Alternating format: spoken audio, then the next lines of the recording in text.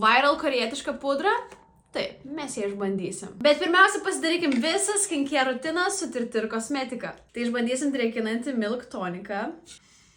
Kvapo visiškai jokio neturi. Nusivalom visus nešvarumus, kurie čia buvo susikaupę per dieną.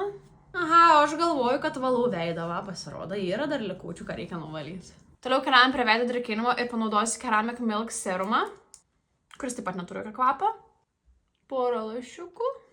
O šitas serumas, toks sakyčiau, ganėtinai sunkus. Nėra kaip vandenėlis. Užsitėp ir iš karto koks švytintis veidas tampa. Sudėtyje yra keramido ir trūkmečio sviesto, kas minkština odą ir išlaiko tą drėgmę, kurios mums labai reikia. Tikrai patinka šita tokia sviestinė tekstūra. Sakyčiau, per daug kremo pasiėmiau, nes kadangi yra ganėtinai riebus, tiek daug nereikėjo. Manau, net rankas dar pasitepsiu. Na ir keliaujam prie pačios įdomiausios dalies, išbandysim Tirtir makiažo pagrindą. Čia jau labai stipriai nuskambėjusi per visą internetą, bet man čia bus pirmas kartas, kaip aš jį išbandysiu. Man iškart patinka, kad yra veidrodėlis. Pradarom, kaip keista, kai negali pasakyti, ar tinka spalva, kaip jinai yra užpakuota. Aš tikiuosi, kad su atspalviu pataikiau. Tačiau kaip tai yra daroma, tai užsidedi ant pirštų, įspaudi produkto.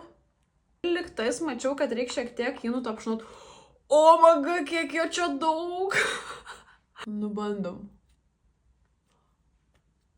Aš nuimu perteklį, bet pažiūrėkit spalva vis tiek kokia intensyvi ir kokia stipri pigmentacija. O, geras, žiūrėkit, jau pusę veido pasidengiau. Tai aš biškai baltesnė dabar gaunasi. Rimtai, tai yra realus dalykas, kad su vienu produkto paėmimo gali pasidengti visą veidą. Bet man šitas atspalvis tikrai yra labai per šviesus. Pabandysiu pusę veido pasidažyti dar su kitu atspalviu. Pabandysiu pasidažyti su Natural Ivory spalva.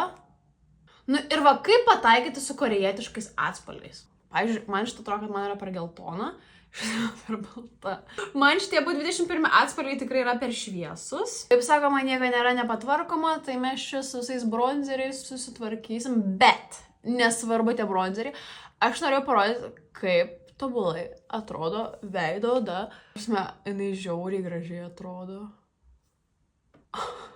Keliauju dabar susitvarkyti makiažą ir pažiūrėkit, keletas prisilietimų ir veido odos atspalvis jau yra sutvarkytas, suvienodytas ir visiškai nesimato, kad ką tik pudra man buvo per šviesi. Na ir štai mano galutinis rezultatas. Dabar man toks jausmas, kaip mano veidas tiesiog būtų nufotoshopintas su FaceAppu. Ir dabar supratau, kodėlgi visas internetas vis dar šneka apie šitą pudrą. Ir pažiūrėkit, kaip makiažas atrodo dienos šviesoje. Labai gražu. Tikrai atrodo, kad makiažas padarytas su FaceAppu.